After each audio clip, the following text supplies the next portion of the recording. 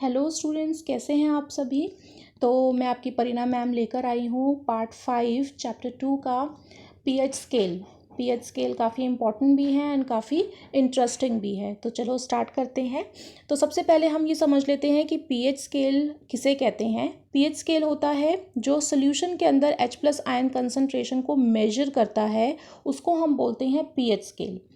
PH scale P stands करता है potence and H for H+ ion concentration. Solution के अंदर कितने H+ आयन्स हैं उनकी कंसंट्रेशन को मेजर करने को ही हम बोलते हैं पीएच स्केल। कैसे मेजर करते हैं, इसकी जो रेंज होती है 0 से 14 होती है। ये आप देख सकते हैं, ये हमारा पीएच स्केल है। 0 से लेके 14 तक इसकी रेंज है। जो 7 कलर होता है, 7 नंबर होता है, ये बताता है न्यूट्रल को। 7 से जितना भी हम नीचे जाते हैं, 7 से लेके 0 तक जब हम जाएंगे, मूव करेंगे, तो ये सारा रीजन होगा एसिडिक। ये सारा का सारा एसिडिक होगा। और 7 से ऊपर जब हम जाएंगे 8 से 14, तो ये सारे जो नंबर्स हैं ये इंडिकेट करेंगे अल्कलिन को। यानी कि यहाँ पर OH- आयन की कंसंट्रेशन ज़्यादा होंगी और यहाँ पर H+ आयन की कंसंट्रेशन ज़्यादा होंगी। तो आप इसको नेक्स्ट इसमें समझिए। ये देखिए, ये हमारा 0 से 14 तक हमारा ये पूरा रेंज है, जिसमें 7 से बिलो जब हम जा रहे हैं यहाँ पर, तो यहाँ पर H+ आयन की कंसंट्रेशन ज़्यादा है। जब 7 से अबव जा रहे हैं तो यहाँ पर OH- आयन की कंसंट्रेशन ज़्यादा है। होने को यहाँ पर H+ आयन्स भी हैं, ये आप देख सकते हैं। इतना रीजन H+ आयन का है और इतना रीजन ये OH- आयन का है। लेकिन यहाँ पर H+ आयन कम है, OH- आयन ज़्यादा है, इसलिए ऑल टुगेदर जो हमारा सोल्यूशन है वो कैसा है, बेसिक है। सेम ऐसे ही अगर हम यहाँ पर बात करते हैं तो यहाँ पर हमारा OH- आयन्स इतने हैं, हाइड्रोक्साइड आयन्स, लेकिन हमारे हाइड्रोनियम आयन्स इतने हैं, ज़्यादा हैं। ये आप देख सकते हैं, ये इतने ज़्यादा हैं। तो इसलिए हमारा जो सोल्यूशन हो जाता है वो क्या हो जाता है, एसिडिक हो जाता है। तो इसका जो पीएच होगा वो कहाँ पर आएगा, 2 पर। इसका पीएच कहाँ पर आएगा, 10 पर। तो जितनी ज़्यादा हमारी कंसंट्रेशन होगी H+ आयन या OH- आयन की, उससे हमें पता चलेगा कि हमारा पीएच क्या है। साथ ही यहाँ पर ये कलर्स भी हैं, तो कलर्स की हेल्प से भी हम पता लगा सकते हैं कि हमारा पीएच क्या होगा। कलर्स का हमें यूनिवर्सल इंडिकेटर से ज़्यादा अच्छे से पता चलता है। देन ये हमारे घर में मौजूद कुछ आइटम्स होते हैं जिसको हम चेक कर सकते हैं उनका पीएच स्केल, कि उनका पीएच कितना होता है, by the help of pH scale. तो जैसे हमारा एसिड जो स्टमक के अंदर रिलीज होता है, हाइड्रोक्लोरिक एसिड HCl, उसका जो पीएच होता है दैट इज़ नियर अराउंड 1.5। काफ़ी स्ट्रॉन्ग एसिड होता है, तभी वो डाइजेशन में हेल्प करता है और हमारे जितने भी बैक्टीरियाज होते हैं फूड के अंदर, जर्म्स होते हैं फूड के अंदर, उनको किल करने में हेल्प करता है। तो ये काफ़ी स्ट्रॉन्ग एसिड होता है, 1.5। देन लेमन जूस, ये भी काफ़ी स्ट्रॉन्ग एसिड होता है, 2 उसका पीएच होता है। ग्रेप्स के अंदर माइल्ड एसिडिक, हल्का सा खट्टा सॉर टेस्ट आता है, तो उसके अंदर H+ आयन की कंसंट्रेशन कम हो जाती है, पीएच हो जाता है 3। टमाटोज, उनका भी पीएच और भी कम होता है, 4, यानी कि H+ आयन कंसंट्रेशन और भी कम हो जाते हैं। बनानास बहुत ही वीक एसिड होता है, 5 होता है पीएच। मिल्क भी एसिडिक होता है, इसका पीएच 6.3 होता है। और जब मिल्क से कर्ड बन जाता है तो इसका पीएच गिर जाता है 6.3 से, उसका पीएच अराउंड 3 से 4 के बीच में आ जाता है। क्योंकि हमें सॉर टेस्ट पता चलता है कर्ड के अंदर, मिल्क के अंदर हमें नहीं पता चलता, लेकिन कर्ड के अंदर हमको सॉर टेस्ट आता है। तो जितना ज़्यादा उसकी सॉरनेस बढ़ेगी, यानी कि H+ आयन्स उतने बढ़ते जाएंगे, उतना ही स्ट्रॉन्ग वो एसिडिक हो जाएगा। इसको आप अपने घर में मौजूद इंडिकेटर्स से हेल्प से आप चेक भी कर सकते हैं, मैं आपको तरीका बताऊंगी आगे। देन प्योर वाटर, जो हमारा प्योर वाटर की बात हो रही है, दैट मीन्स मिनरल वाटर, जो हम RO का वाटर जो हम ड्रिंकिंग के लिए यूज़ करते हैं, वो उसका पीएच 7 होता है। लेकिन अगर हम बात करते हैं टैप वाटर की, तो टैप वाटर के अंदर बहुत सारे सॉल्ट्स भी डिज़ोल्व होते हैं। वो सॉल्ट्स हमारे स्लाइटली एसिडिक भी हो सकते हैं, स्लाइटली बेसिक भी हो सकते हैं, तो उसी के अकॉर्डिंगली हमारा पीएच शिफ्ट हो जाता है। कभी कभी पीएच हमारा अल्कलिन भी निकल सकता है, कभी कभी पीएच हमारा एसिडिक भी निकल सकता है। फिर उसके बाद एग्स हमारे अल्कलिन होते हैं 8, देन बेकिंग सोडा अल्कलिन होता है 9, क्योंकि पीएच अब हमारा 7 से बढ़ने लग गया है। तो जब पीएच हमारा बढ़ने लगेगा, इसका मतलब वो हमारा क्या होगा, 7 से बढ़ने लगेगा। 7 से ऊपर जितना भी जाएगा उतना ही वो बेसिक होता जाएगा। 7 कलर स्टैंड्स फॉर न्यूट्रल, 7 से ऊपर जाना बेसिक, और 7 से नीचे आना एसिडिक। जैसे मिल्क है 6.3 तो इसको हम एसिडिक बोलेंगे, न्यूट्रल नहीं बोलेंगे। ये नहीं कहेंगे कि सॉर्टेज तो आता ही नहीं है और वो 7 के बहुत ही पास है तो समवॉट वो न्यूट्रल है, नहीं आएगा, वो एसिडिक की ही कैटेगरी में। लेकिन हाँ, उसको हम माइल्ड कह सकते हैं या वीक एसिडिक कह सकते हैं। ऐसे ही जो हमारा 7 के बिल्कुल नियर हैं ये वाले हमारे वीक बेस कहलाएंगे। इनके जितने भी दूर हैं वो हमारे स्ट्रॉन्ग बेस कहलाएंगे, क्योंकि हमने देखा था कि स्ट्रॉन्ग बेस क्यों, क्योंकि उनके अंदर OH माइनस हाइड्रोक्साइड आयन की कंसंट्रेशन ज़्यादा है। यहाँ पर हाइड्रोक्साइड आयन की कंसंट्रेशन कम होगी, इसीलिए वो हमारे क्या होंगे,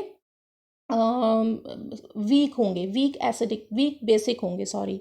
और यहाँ पर जब हम आएंगे तो यहाँ पर भी H+ आयंस की कंसंट्रेशन OH माइनस से बहुत ज़्यादा नहीं होगी, इसलिए वो वीक होंगे। और यहाँ पर जब हम आएंगे तो उनकी कंसंट्रेशन बहुत ज़्यादा हो जाएगी OH माइनस आयन की कंसंट्रेशन के कंपैरिजन में, इसीलिए ये हमारे स्ट्रॉन्ग होंगे। फिर 7 की अगर बात करते हैं न्यूट्रल, तो उसका मतलब क्या होगा, यहाँ पर हमारे H+ ions and OH minus ions जो होंगे वो इक्वल होंगे, इसीलिए ये हमारा सोल्यूशन क्या होगा, neutral. Then next, strength of acid base की अगर हम बात करते हैं, स्ट्रॉन्ग एसिड, वीक एसिड, तो हम किस बेसिस पर उनको कह पा रहे हैं।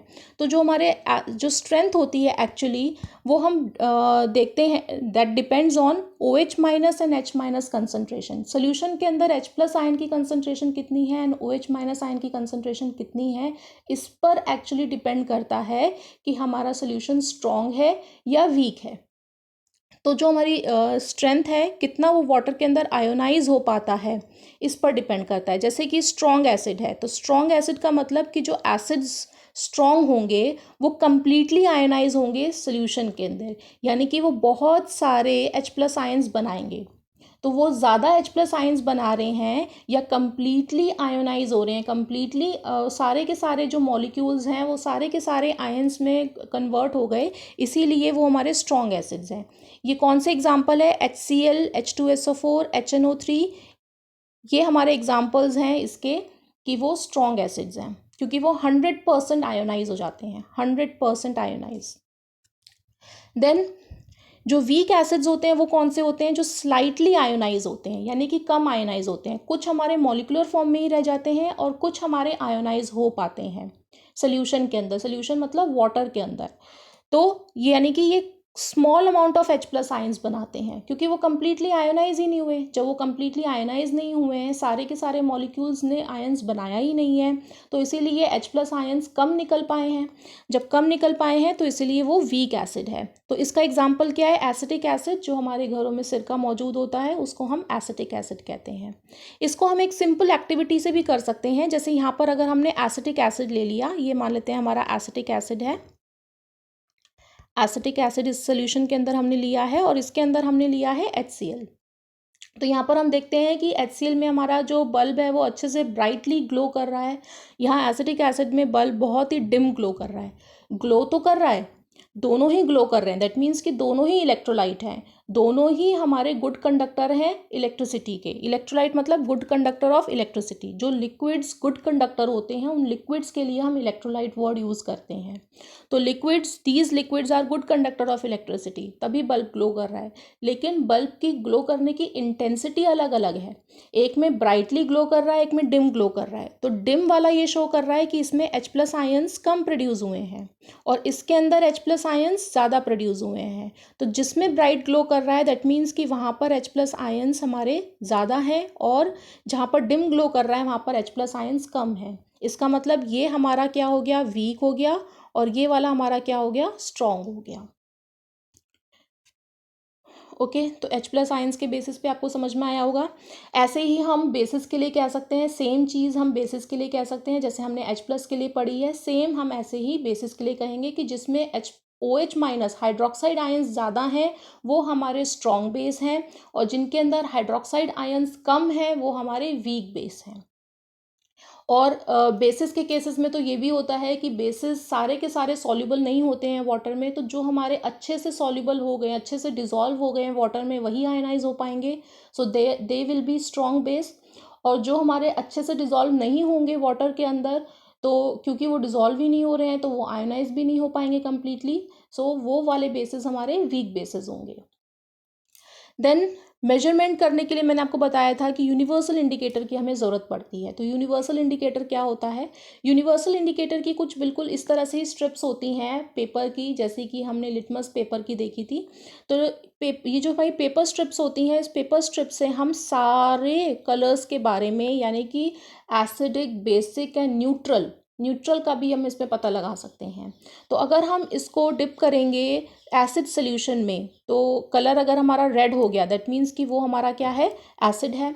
और अगर हमारा कलर बेस में हमने डिप किया और ब्लू हो गया दैट मीन्स कि वो हमारा बेस है। तो ये सोल्यूशन हमारे एसिड है, बेस है, ये हमको कैसे पता चलेगा? हमारे कलर से।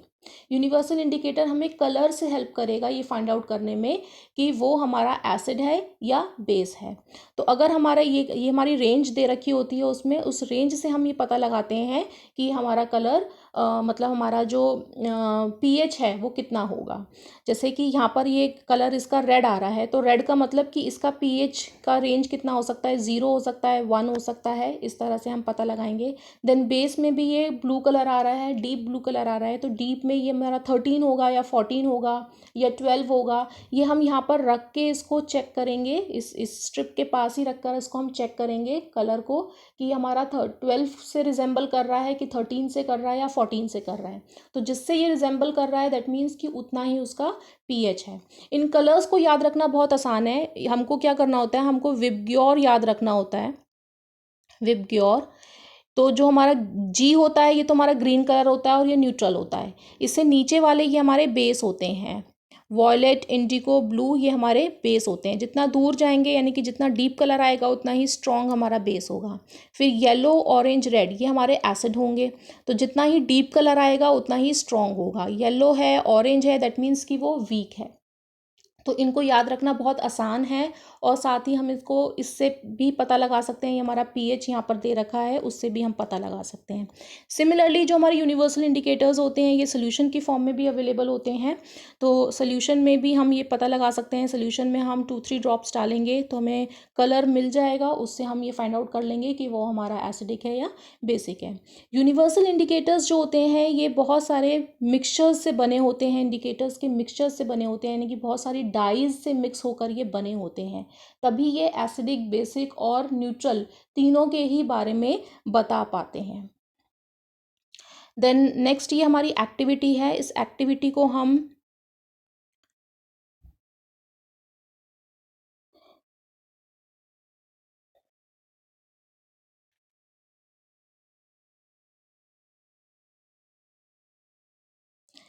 करके देखते हैं अभी।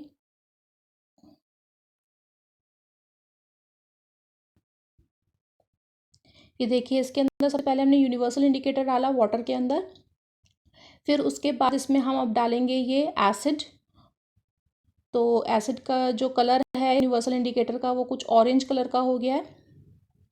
फिर इसके अंदर हमने डाल दी एक पैलेट बेस की, सोडियम हाइड्रोक्साइड की। तो अब जो बेस है वो क्या करेगा? एच आयन को पहले न्यूट्रलाइज करेगा, करके उसका इफेक्ट खत्म करेगा और फिर जितना भी उसके अंदर OH माइनस आयंस बचेंगे वो OH माइनस आयंस क्या करेंगे? ब्लू कलर देंगे। तो ये धीरे धीरे आप देख रहे हैं ब्लू कलर आ रहा है उसके अंदर और अब ये कम्प्लीटली ब्लू हो गया। दैट मीन्स कि ये हमारे अब सोल्यूशन बेसिक हो गया। तो यूनिवर्सल इंडिकेटर से हमें पता चला। ये देखिए हमारा दूसरा एक्सपेरिमेंट है।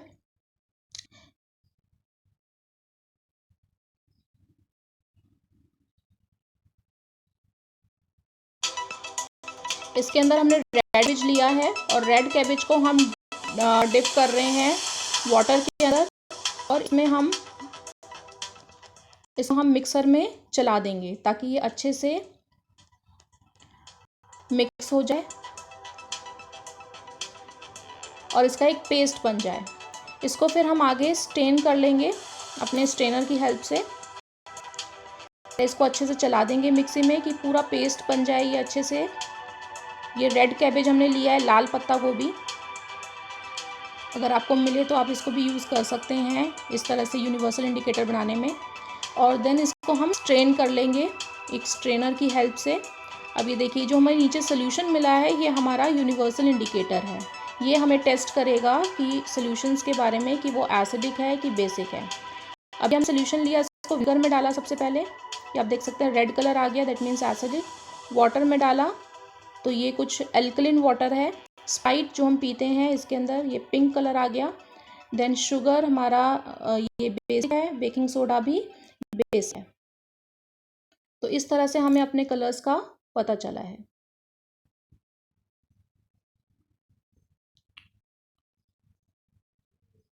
नॉन नेक्स्ट स्टूडेंट्स, मैं आपको बता दूं यहाँ पर कि जो हमारा H+ ion and OH- ion को न्यूट्रलाइज जो मैं आपको बता रही थी वो कैसे होता है। तो जब हम सोल्यूशन के अंदर कोई भी एसिड मिक्स करते हैं तो H+ आयन्स आते हैं, जब हम बेस मिक्स करते हैं OH- आयन्स आते हैं। सबसे पहले ये क्या करते हैं, अपने आप को इक्वल करते हैं, यानी कि ये जितने भी होते हैं ये आपस में रिएक्ट करते हैं। ये प्लस करेंगे, रिएक्ट करेंगे और क्या करेंगे, H2O देंगे।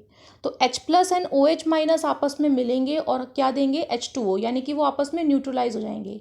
लेकिन अगर उनमें से कोई भी स्ट्रॉन्ग एसिड है तो यानी कि उसमें H+ आयन्स ज़्यादा होंगे और OH- कम रह जाएंगे। तो जितने भी हमारे OH- होंगे वो सबसे पहले क्या करेंगे, H+ से उसने क्या किया, कंबाइन किया और H2O बना लिया।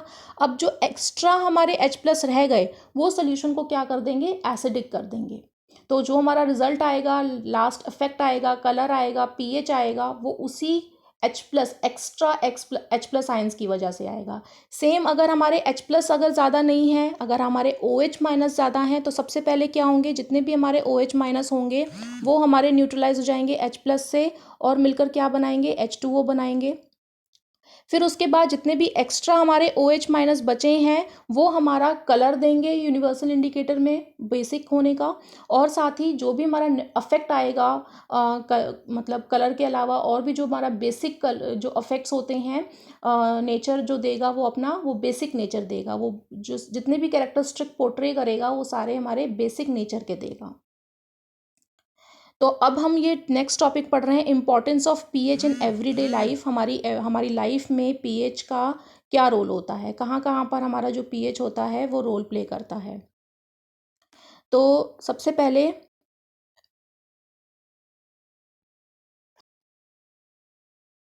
एनवायरनमेंट की बात करते हैं। एनवायरनमेंट में जैसे हमारी फैक्ट्रीज वगैरह जो होती हैं ये हमारा बहुत ही एसिडिक गैसेस रिलीज़ करती हैं, हार्मफुल गैसेस रिलीज़ करती हैं। जो हमारे व्हीकल्स का एग्जॉस्ट होता है वो भी हार्मफुल गैसेस रिलीज़ करती हैं। तो ये जो हार्मफुल गैसेस ऊपर जाती हैं ये रेन वाटर के साथ मिक्स होती हैं और रेन वाटर को भी एसिडिक कर देती हैं। अगर रेन वाटर का pH 5.6 हो जाए तो ये काफ़ी एसिडिक होता है, और ये इतना ज़्यादा एसिडिक होता है कि ये इसको हम एसिड रेन बल्कि बोलते हैं। उसको हम प्लेन वाटर नहीं बोलेंगे कि वो रेन में हमारा वाटर आ रहा है, सिंपल प्लेन वाटर या फ्रेश वाटर, हम उसको बोलेंगे कि हमारा एसिड रेन हो रही है। अब ये एसिड रेन, ये जो हमारा एसिडिक वाटर होगा जिस जिस चीज़ पर भी पड़ेगा, अगर हमारी स्किन पे पड़ेगा तो हमारी स्किन को भी ख़राब करेगा, मॉन्यूमेंट्स पे पड़ेगा मॉन्यूमेंट्स को ख़राब करेगा, अगर वो रिवर्स में जाएगा तो रिवर्स में जो भी हमारी लाइफ है, प्लांट्स की, एनिमल्स की, उनको डिस्ट्रॉय कर देगा। फिर अगर वो बर्ड्स के ऊपर पड़ेगा या बर्ड्स के एग शेल्स के ऊपर पड़ेगा तो उन सबको वो ख़राब करेगा। जो एग शेल्स होंगे वो हमारे हैच नहीं हो पाएंगे, वो न्यू बेबीज़ नहीं दे पाएंगे। तो ये सारे हमारे नुकसान होंगे एसिडिटी के। देन हमारे स्टमक के अंदर भी मैंने आपको बताया था कि एसिड रिलीज़ होता है और उस एसिड को हम बोलते हैं हाइड्रोक्लोरिक एसिड। तो हाइड्रोक्लोरिक एसिड जो होता है ये डाइजेशन में हमें हेल्प करता है, इसलिए ये बहुत ही इंपॉर्टेंट होता है। लेकिन अगर हाइड्रोक्लोरिक एसिड ज़्यादा अमाउंट में रिलीज़ होने लग जाए तो हमारे स्टमक के अंदर पेन होता है, इरिटेशन होती है या एसिडिटी होने लगती है। तो उसमें हम क्या करते हैं, उस सिचुएशन में हम एंटासिड लेते हैं, हम जेलुसिल लेते हैं या हम इनो लेते हैं। तो ये जो भी चीज़ें होती हैं इन सब के अंदर क्या होता है, बेस होता है। एंटासिड जो हमारा जेलुसिल होता है उसके अंदर मिल्क ऑफ मैग्नीशिया होता है या मैग्नीशियम हाइड्रोक्साइड होता है, उसको हम मिल्क ऑफ मैग्नीशिया भी कहते हैं। तो ये हमारा माइल्ड बेस होता है और ये हमारे एसिड जो हमारे इसके अंदर स्टमक के अंदर एसिड रिलीज होता है उसको न्यूट्रलाइज कर देता है। न्यूट्रलाइज का मतलब मैंने आपको बताया था कि H+ एंड OH- ये मिलके क्या बना लेते हैं, H2O बना लेते हैं। इसको हम न्यूट्रलाइज होना कहते हैं। तो वो इतने बेस प्रोड्यूस करेगा, इतने OH माइनस आयंस प्रोड्यूस करेगा कि जितना भी H प्लस आयंस निकल रहे हैं हमारे स्टमक के अंदर, वो सारे के सारे न्यूट्रलाइज हो जाएंगे और हमारा पेन, इरिटेशन ख़त्म हो जाएगी। देन नेक्स्ट, अगर हमारा जो टूथ डिके है, एसिडिटी टूथ डिके भी कॉज करती है। अगर हम ज़्यादा स्वीट्स खाते हैं, ज़्यादा हम शुगरी फूड खाते हैं, तो वो जो शुगर होता है वो डिग्रेड हो जाता है। और किस में डिग्रेड हो जाता है, मतलब वो एसिड बनाता है।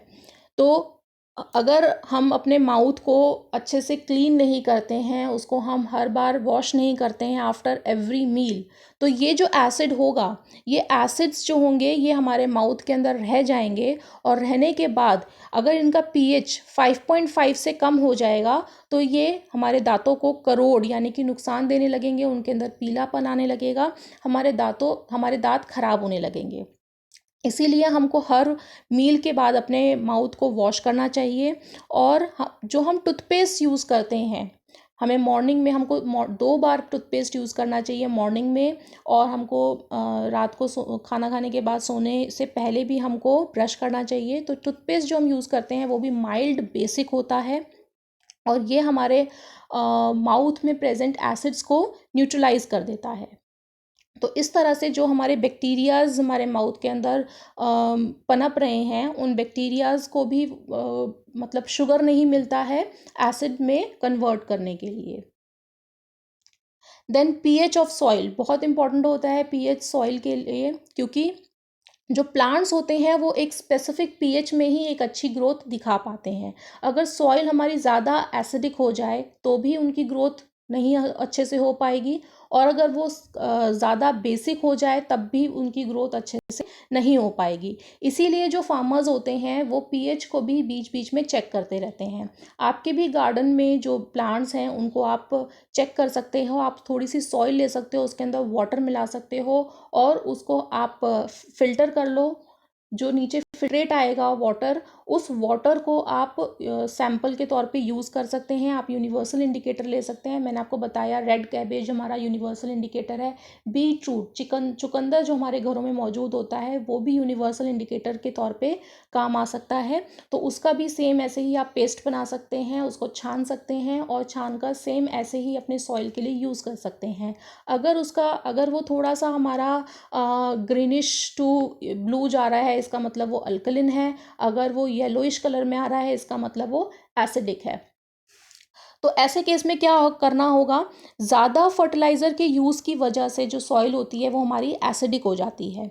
ऐसी सिचुएशन में हमको चॉक हमारे घरों में मौजूद होती है, हम चॉक उसमें डाल सकते हैं, चूना हम डाल सकते हैं, या कैल्शियम हाइड्रोक्साइड जो लाइम वाटर होता है वो डाल सकते हैं। अगर हमारी सॉइल ज़्यादा बेसिक हो जाए तो हमें क्या करना चाहिए, तब हम उसके अंदर मैन्योर डाल सकते हैं। मैन्योर मतलब खाद।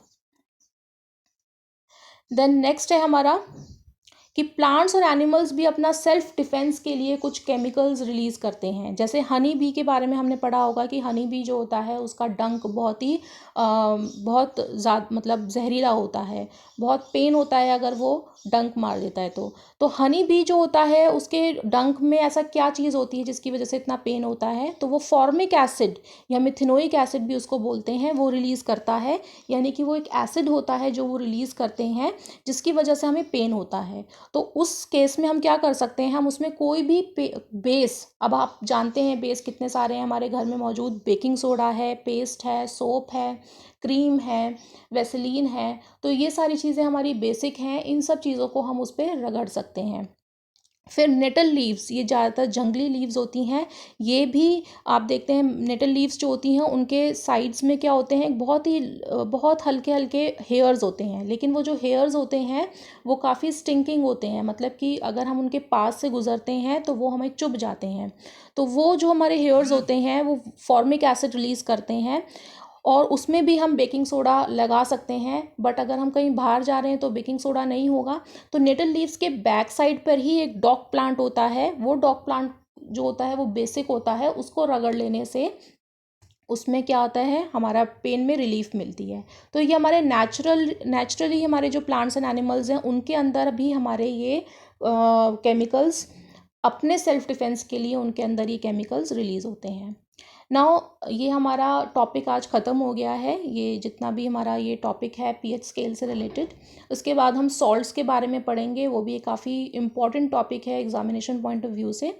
अभी जो हमने टॉपिक किया है उससे रिलेटेड ये कुछ क्वेश्चंस हैं, आप इन क्वेश्चंस को ट्राई कीजिए। अगर आपको किसी भी क्वेश्चन में प्रॉब्लम आती है आप मुझे कमेंट में पूछ सकते हैं।